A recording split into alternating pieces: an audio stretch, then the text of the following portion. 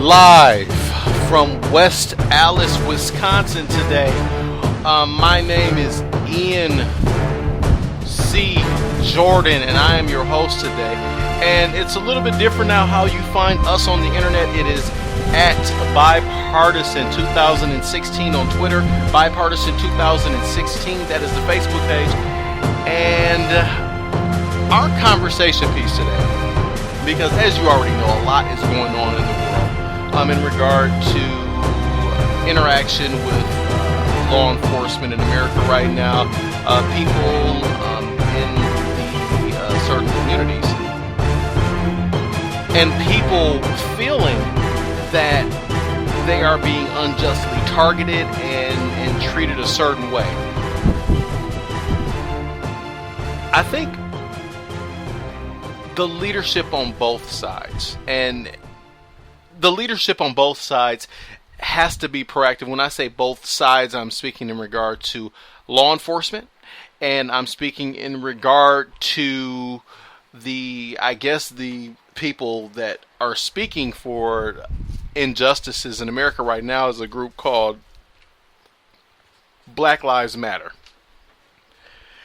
And anyone that knows me knows how I feel about Black Lives Matter, the Black Lives Matter group. I'm not really going to go into all that. I've done videos, I've done podcasts on Black Lives Matter in the past, and feel free to go to our Spreaker at bipartisan 2016 on Spreaker and just check out my feelings and some of my opinions about that group and how I feel about them, because I don't want to use this show for that. And well, let me just break it down before we go any further. This is a new format. We're not gonna be on as long as we once were. We're gonna condense the program a little bit to get in more topics and to have more frequent podcasts, and that's something that I really want to do. And again, we are live in location. I'm actually doing the show outside in West Allis, so you can hear and feel everything going on along with me, because it is a beautiful day in Milwaukee, Wisconsin. It's a beautiful day in South Milwaukee, a beautiful day in Wauwatosa, and it is a beautiful, beautiful day in West Allis where we are right now. Look, our conversation piece is very simple. It's going to be about solutions, because you have to, and I'll go to the Black Lives Matter side first. They have to come out and completely condemn police being shot on any level, repeatedly, not just once and say it, but repeatedly. They have to repeatedly come out and say this is wrong. And as far as the in regard to the police, it can't just be one statement. The penalties have to be stiff in regard to any kind of anarchist, law enforcement or otherwise. And I look at anarchy and people that contribute, or I won't say people, I'll say criminals that contribute in anarchy, are in my mind traitors against the United States of America. And I think the death penalty is warranted in some cases. And if not the death penalty, and you don't agree with the death penalty, I think imprisonment for life is very suitable. So as far as politics go, we cannot use these tragic events to manipulate for votes. As far as the politicians on either side, you can't really do it. So I think society will be better for it, and I think the economy will flourish if we make some changes as a whole, because part of the problem we have people that suffer from entitlement issues. We have people that think that because they push a mop, because someone is feeding into them with a proverbial funnel and pouring this nonsense into their mind, and they're digesting this, they think that their job is more important than it actually is, when I can teach a 7-year-old how to do what they do at their fast food restaurants that they work at, as far as the responsibilities that they have to, quote unquote, go through and handle on a daily basis. We are, and we have always been, big on accountability in my circle. You know, family, friends, people that have conversations with me, people that I know, we are extremely, extremely big on accountability. I think if we hold our leaders accountable like we would hold a Fortune 500 CEO accountable in regards to being profitable in their realm, I think we would get more things done. For instance, and the last thing I'm going to say about the far as what's going on right now in regard to law enforcement and right now people having issues with law enforcement agencies. They are paid by taxpayers.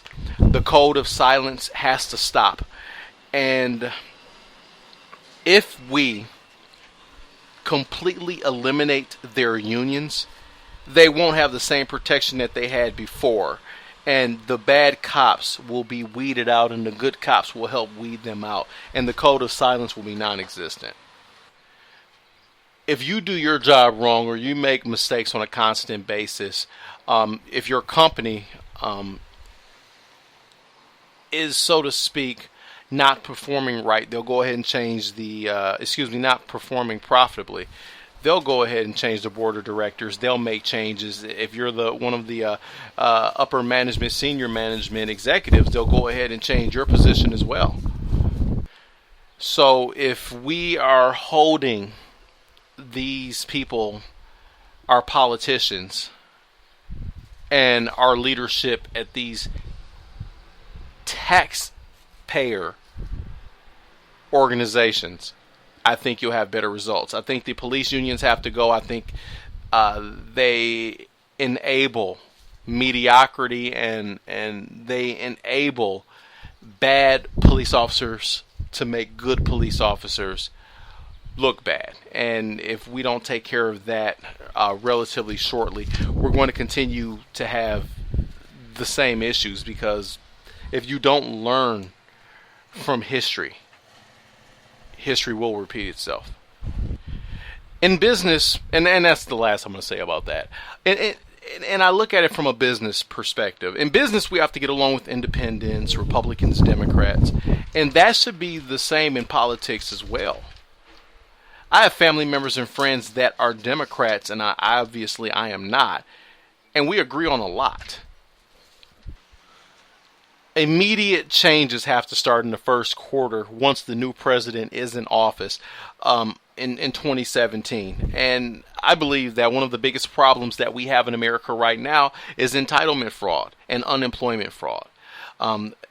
Entitlement fraud and unemployment fraud have to actually be punishable offenses at this point. If people are not really looking for employment and they collect a check that is fraud, they have to be held accountable, and if need be, they have to be incarcerated.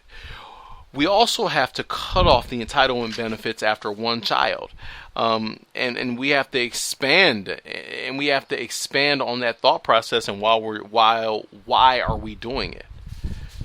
Because if you think about it, there are always jobs available. There are jobs at McDonald's available. There are jobs at Walmart available. There are jobs at Target available. These people do not, and I repeat, a lot of them do not want to work at these companies. They feel those jobs are beneath them. I spoke to people that have said they do not want to work at companies like Walmart or Target because it's quote unquote not enough money, because they make more money on unemployment. What kind of logic is that? And I know it's not the same, and these men and women are obviously just lost mentally in some cases, and they just don't want to work, at least in a quarter of all the cases. We have to also, in addition to the people that are manipulators, we have to also address the enablers, and those are the politicians I say we need to hold more accountable. We have to have term limits for these politicians. It's gotten to the point to where, honestly, it's getting quite ridiculous. They continue to write or allow these horribly written policies that are ruining our society and draining our pocketbooks. CEOs generally stay at the head of a Fortune 500 company between 5 and 7 years. Then new leadership usually takes the top positions, the top tier positions, generally. Our government has to run more like a business, and our citizens have to be like happy customers, because citizens are getting overtaxed and taxed out of society in a lot of cases. And the American dream, what some of these politicians are doing in some cases are absolutely criminal, because our citizens, again, I will reiterate, are being taxed out of the process, and it's coming at the hands of a fiscally irresponsible, wasteful government. You know what? I'm gonna end it right there. I want to thank everyone that has listened over the past year. I appreciate everything that you guys do. Again, check us out at Twitter at bipartisan 2016. Our Facebook page, bipartisan 2016. And every week we're going to go ahead and give you something different, and hopefully a different perspective on what's going on in the world right now. And then instead of just griping about things, hopefully we can come up with some solutions. God bless everyone listening and not listening. Have a good one. Talk to you soon.